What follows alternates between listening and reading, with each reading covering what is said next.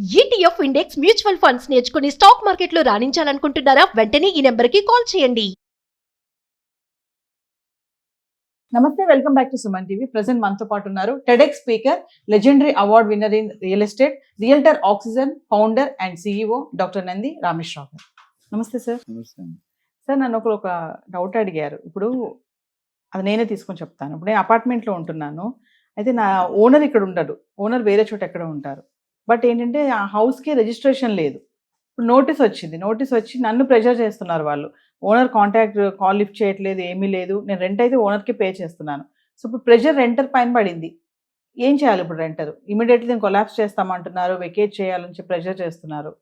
So టెనెంట్గా నేను ఏం చేయాలి ఇప్పుడు? ఇల్లు అద్దెకి తీసుకున్నా, అద్దెకి ఇచ్చిన యాజ్ ఎ ఓనర్ కానీ టెనెంట్ కానీ కొన్ని పాలసీలు ఉంటాయి, కొంత ప్రొసీజర్ ఉంటుంది. ఫర్ ఎగ్జాంపుల్, మీరు అద్దెకి తీసుకోవాలనుకుంటున్నారు, ఓనర్ని కలుస్తారు. కలిసినప్పుడు ఓనర్ని మిమ్మల్ని కొన్ని డీటెయిల్స్ అడుగుతారు, మీరు ఓనర్ని కొన్ని డీటెయిల్స్ అడగాలి. ఏం అడగాలి? అసలు ఓనర్ ఎవరు అన్నారు. Most of the time Indian ప్రాపర్టీస్లో 80% 70% ఓనర్స్ బయట ఉంటారు, ఖాళీ ఉన్న ఇల్లు. నేను వాడు కొనేసి వెళ్ళిపోయి డబ్బులు ఉన్నాయని ఇక్కడ బినామీని ఎవరినో పెడతాడు, తమ్ముడినో చెల్లినో ఎవరినో పెట్టి రెంట్ తీసుకుంటారు. రెంట్ మాత్రం వాళ్ళ అకౌంట్ కోఆర్డినేషన్ చేస్తారు. వేసేటప్పుడు మీరు ఎవరి అకౌంట్లో వేస్తాం. చాలాసార్లు ఏమవుతుందంటే లోకల్ బామ్మర్దో బ్రదరో అన్న ఎవరో ఉంటారు, ఆయనే ఓనర్ అని చెప్తాడు, మీకు తెలియదు, మీరు ఆయన క్యాష్ ఉంటారు. మీరు అడిగిన కేసు కాకుండా ఇంకొక రెంట్ ఇటు తీసుకుంటాడు, వాడికి వెళ్ళదు, వాడికి ఇస్తామని చెప్తాడు, అసలు ఓనర్కి వెళ్ళదు. అది మీరు అడిగిన కేసు ఓనర్కి వెళ్తుంది, కానీ మీ రిజిస్ట్రేషన్ లేదని మీ మీద మున్సిపాలిటీ వాళ్ళు కేసు పెట్టారు, నోటీస్ ఇచ్చారు. అది చెప్దామని మీరు ఎప్పుడు ట్రై చేయని వాళ్ళు 3 సంవత్సరాల పాటు ఉంటున్నారు. ఇప్పుడు ట్రై చేసినట్టు ఓనర్కి అర్థమై ఉంటుంది సినిమా. డెఫినెట్గా ఎన్నిసార్లు కొడుతున్నారు, మీరు మామూలు రఫ్ ఆడతారు, 1-2-3 కంటిన్యూ ఫోన్ చేస్తూనే ప్రెషర్ ఉంది కదా మరి. చేసినప్పుడు ఆయనకి అర్థమైపోయింది సినిమా బయటకు ఓపెన్ అయిందని చేస్తాడు. నార్మల్గా కొద్ది నాలెడ్జ్ ఉన్న వాళ్ళు రియల్ ఎస్టేట్లో మాలాంటి అనుభవం అడ్వైజ్ లేదు. ఏం చెప్తారంటే ఫస్ట్ సేల్ డీడ్ చూడాలి, proof of sale deed. Owner అని ప్రూవ్ చేయి, నువ్వు ఎవరికైతే రెంట్ ఇస్తున్నావో, లేదా వాడి జీపీఏ ఉండాలి. నీ ప్రాపర్టీ నువ్వు మీ తమ్ముడికో మీ ఆయనకో జీపీఏ ఇవ్వచ్చు, నువ్వు అమెరికాలో ఉంటాయి. అది జీపీఏ లేదు, సేల్ డీడ్ లేదు, నువ్వు ఓనర్ అంటే ఎట్లా నమ్ముతావు? నేను నమ్మను. అది మీరు చేసిన బేసిక్ మిస్టేక్. అట్లనే ట్యాక్స్ కడుతున్నాడు, ట్యాక్స్ కట్టకపోయినా జప్తు చేస్తారు వీళ్ళు, ప్రాపర్టీ ట్యాక్స్. బిల్స్ కడుతున్నావా లేదు, మెయింటెనెన్స్ కడుతున్నావా లేదు, ఇవన్నీ కూడా చెక్ చేసుకోవాలి. అట్లానే కార్ పార్కింగ్ ఎన్ని ఉన్నాయి, ఇంకా మిగతా ఫర్నిష్డా అన్ఫర్నిష్డ్, ఇవన్నీ కూడా చెక్ చేసుకుని ఇస్తే మీకు ప్రాబ్లం ఉంటుంది. అదే దగ్గర మీరు టెనెంట్ని ఎత్తుకుని మీ ఇల్లు అన్నీ టెనెంట్కి ఇవ్వాలంటే టెనెంట్ని అడగాలి, నువ్వు అంతకుముందు ఏ ఇంట్లో ఉన్నావు, వాళ్ళిద్దరు రెఫరెన్స్ ఇస్తావా అంటే ఇవ్వడు. ఇంకోటి, నాకు కూడా చిన్న ప్రాపర్టీస్, మీలో పెద్ద కాకపోయినా చిన్న ప్రాపర్టీస్ ఉన్నాయి, వాళ్ళకి ఇచ్చాడు. నేను ఏం చేస్తాను, ఫస్ట్ వాళ్ళు ఇల్లు చెక్ చేస్తాను, ఇప్పుడు ఎక్కడ ఉంటున్నాడో కొద్ది క్లారిటీ వస్తుంది. ఇప్పుడు మీరు ఇక్కడ కూర్చున్న ప్లేస్ చాలా మంది 100-99 మంది చాలా పీస్ ఆఫ్ మైండ్ ఉంటుంది సార్ మీ ఇంట్లో కూర్చుని. కొన్ని ఇంట్లో మనం వాళ్ళ మెయింటైన్ చేస్తాం, హాస్పిటాలిటీ కానీ నీట్నెస్ కానీ. కొన్ని ఇంటికి అయితే వెళ్ళబుద్ధి కాదు, ఉండబుద్ధి కాదు. నేనేం చేస్తానంటే ఒక కేసు చెప్తాను. ఒక అమ్మాయి అబ్బాయి 20-22 ఇయర్స్ ఉంటారు ఇద్దరు. సడన్గా 5 గంటలకు ఇల్లు చేశారు, 5:15 అడ్వాన్స్ ఇస్తా అన్నారు. ఎవరైనా ఇల్లు మార్చుకున్నా 2-3 నెలల ముందు ప్లాన్ చేసుకుంటాడా లేదా? ఈ సడన్గా వస్తుంటే అక్కడైతే స్కామ్ చేశాడు, లేపుకొచ్చాడా, ఏదైనా మర్డర్ చేశాడా, లేకపోతే ఇల్లీగల్ పనులు చేశాడా, లేదా గంజాయి అమ్ముతా, ఏదో ఉంటుంది. సడన్గా ఖాళీ, అలాంటి వాళ్ళకి ఇల్లు ఇవ్వకూడదు, గ్రౌండ్ వర్క్ చేయాలి, చెక్ చేయాలి. సో నేనైతే ఏం చేస్తాను, టెనెంట్ అడుగుతాను, నువ్వు ఎక్కడ చేస్తున్నావు, ఏం చేస్తున్నావు, ఎన్ని రోజులు పడుతుంది, ఇల్లు ఎందుకు మారుతున్నావు, ఎన్ని రోజులు కావాలి, నీ కెపాసిటీ ఎంత, నీ శాలరీ ఎంత, ఇప్పుడు ఎంత రెంట్ ఇస్తున్నావు, ఇప్పుడు ఎంత. ఇప్పుడు కొంతమంది 10,000 రెంట్ ఇచ్చి 30,000 రెంట్కి వస్తాడు, ఎట్లా ఇస్తాడు? ఎమర్జెన్సీ.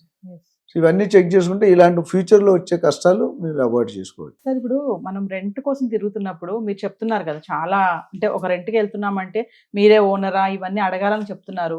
అంత ఛాన్స్ ఉండదు కదా సార్ అసలు. నేనైతే మీ మీద ఎఫ్ఐఆర్ కేసు ఉన్నాయని కూడా అడుగుతాను, నేను ఓనర్ని అడుగుతాను. ఎందుకంటే ఇప్పుడు ఏదో కబ్జా చేశాడు అనుకోండి, ఇల్లు కేసు ఉంటుంది కదా. కొంతమంది పొలిటికల్ లీడర్స్, బిజినెస్ బడాబాబులు కబ్జా చేస్తారు, మీకు చెప్పరుగా. సో వాళ్ళు చెప్పని తెలుసుకోవాల్సిన బాధ్యత మనకుంది. నువ్వు తప్పడట్లేదు కదా సార్, మీరే ఓనరా, ప్రూఫ్ ఇవ్వండి. కార్పొరేట్ కంపెనీ ఆ బిల్డింగ్ ఓనర్ పేరు తెలియకుంటే డాక్యుమెంట్ ఎట్లా ఇస్తారు? రెంట్ పే చేయాలంటే మనకు ప్రూఫ్ ఉండాలి కదా. టాక్స్ వాడు అడుగుతాడు, ఎవడే కడుతున్నావు, ఓనర్ ఎవడు, నువ్వు ఎవడు కట్టినావు, 5 లక్షలు రెంట్ కట్టావు, ఓనర్ కట్టడం ఎవరు కట్టాడు, నిందు నమ్ముతాడు, ఆడిట్ ఒప్పుకోడు. కమర్షియల్ కాబట్టి ఓకే, ప్రూఫ్ అంటే ప్రూఫ్ అడిగితే ఇస్తాడు సార్ ఓనర్. ఇస్తారు, చూపించాలి, మనకి కాపీలు ఇవ్వకర్లే, మనకి అట్లీస్ట్ చూపించాలా. కార్పొరేట్ కంపెనీలో అయితే జెరాక్స్ కాపీ కూడా ఇవ్వాలి, మనం కట్ చేసి ఇస్తాం. వాడు 4G చేయకుండా, 4G చేసే మనిషి అనుకో కష్టం. ఇప్పుడు లేడీస్ ఎక్కువ మోసాలు చేస్తాం జెంట్స్ కంటే. సో అందుకని మనం ఏం చేసి సేల్ డీడ్ చూపించాలి, చూపించిన తర్వాత కార్పొరేట్ కొని రికార్డ్లో ఉండాలి. ఇప్పుడు నేను ఒక ఆస్ట్రేలియన్ ఎండికి స్టోన్ వ్యాలీలో ఒక ఇల్లు ఇప్పించా, 80 పేజీలు లీజ్ అగ్రిమెంట్ రాసాడని. 80 పేజీలు. మన హార్ట్ అటాక్ వచ్చింది. ఇండియన్ 70 years లేడీ 80 వేలు వద్దులే నీకు వెళ్ళి 1 రోజు రెంట్ ఇచ్చా అన్నది. కంపెనీ పాలసీలు ఉంటాయి కొన్ని. సో కార్పొరేట్ కంపెనీలు అయితే you have to produce the proof of ownership to the accounts person before ఈ release the renter advance.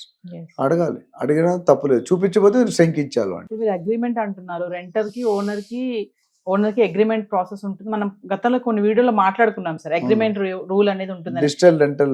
Yes, ఎంత మంది అసలు రెంట్ కి వెళ్ళే వాళ్ళు కానీ, ఓనరే కానీ, రెంటరే కానీ ఈ అగ్రిమెంట్ ప్రాసెస్ అనేది ఎంతమంది చేసుకుంటున్నారు? నవేడ్ అసలు ఉందంటారా ఈ అగ్రిమెంట్ ప్రాసెస్ అనేది? 2014లో నరేంద్ర మోడీ గారు ఫస్ట్ టైం పిఎం అయినప్పుడు యూపీఐ ట్రాన్సాక్షన్ ఎన్ని ఉండేవి? హార్డ్లీ 2, 3, 4, 5%. ఇప్పుడు ఎంత ఉంది? 95%. మీరు ఏదైనా ఖర్చు పెట్టారనుకోండి, ప్రూఫ్ లేకుండా ఒప్పుకోడు.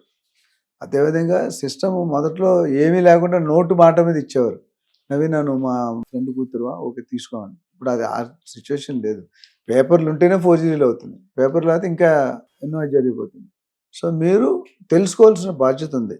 అండ్ డాక్యుమెంట్ తీసుకోగలరు. మీరు మీ కళ్ళ ఉంది పలానా అప్పారావు అంటే అప్పారావు పేరు ఉందా, సుబ్బారావు పేరు ఉందా?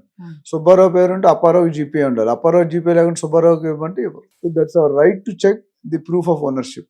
లేకపోతే ఇప్పుడు 10,000 అంటే పర్లేదు, అదే 10 లక్షలు రెంట్ అయితే రాంగ్ పర్సన్ కేసు నువ్వు రెంట్ కట్టలేదు, నువ్వు ఒరిజినల్ ఓనర్ వచ్చి కేసు వేస్తాడు. నువ్వు తెలుసుకోవాలి బ్యాక్గ్రౌండ్, టెనెంట్ బ్యాక్గ్రౌండ్ ఓనర్ తెలుసుకోవాలి, ఓనర్ బ్యాక్గ్రౌండ్ టెనెంట్ తెలుసుకోవాలి. ట్యాక్స్లు కడుతున్నట్లు ట్యాక్స్లు కట్టలేదు, ఏ రోజు వచ్చి కబ్జా చేస్తారు, మీరు రటన్ రోడ్డు మీద వేస్తారు సామాన్లు. ఇంకా కొంచెం ముందుకెళ్తే చాలా మంది ఇప్పుడు ఓనర్స్ ఏంటంటే బోర్డులు పెడుతున్నారు, గవర్నమెంట్ ఎంప్లాయీకి ఇస్తామని ఒకరు పెడతారు, వెజిటేరియన్స్కి ఇస్తామంటారు, బ్రాహ్మిన్స్కే ఇస్తామంటారు. చాలా ఇలా రీజన్స్ చాలా ఉన్నాయి. అవి అసలు రూల్స్ ఉన్నాయంటారు, అలా పెట్టుకోవచ్చా బోర్డ్స్? ఇప్పుడు ప్రాపర్టీ ఓనర్ నువ్వు నీకు నచ్చోడికి ఇచ్చుకుంటావు. నాన్ వెజ్కి ఇవ్వంటే ఇవ్వడు. నిన్న ఒక డిస్కషన్ వచ్చింది, నాన్ వెజ్ నేను బ్రాహ్మణి, నాన్ వెజ్ వాసన పడదు, నాన్ వెజ్ అంటే ఇవ్వను అన్నాడు. మీరు ఎలా చెప్తారు? అది ఆయన ఇష్టం. అంటే గవర్నమెంట్లో ఏంటంటే చట్ట ప్రకారంగా కొన్ని రూల్స్ ఉంటాయి. ఆ రోజు అడ్వాన్స్ ఎంత, రెంట్ ఎంత, ఇంక్రీజ్ ఎంత, నోటీస్ పీరియడ్ ఎంత, లాక్ ఇన్ వీటిలో ఉంటాయి.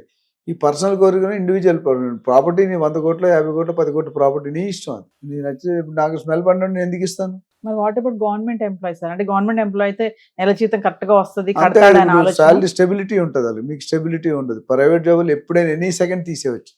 మా బాస్ చెప్పేవాడు, ప్రైవేట్ కంపెనీలో పనిచేసిన 2 విషయాలు గుర్తుపెట్టుకోవాలి. నెక్స్ట్ డే మార్నింగ్ వెళ్తే మేనేజర్ నుండి జిఎంగా ప్రమోట్ చేసే అవకాశాలు ఉన్నాయి. 50% తీసేసే అవకాశాలు కూడా అంతే ఉన్నాయి. సో దానికి ఆ రిస్క్ తీసుకుని ఇష్టం లేక గవర్నమెంట్ జాబ్లో ఉన్న ఇవ్వాలని గ్యారంటీ లేదు, ఇస్తారని వాళ్ళు అనుకుంటారు.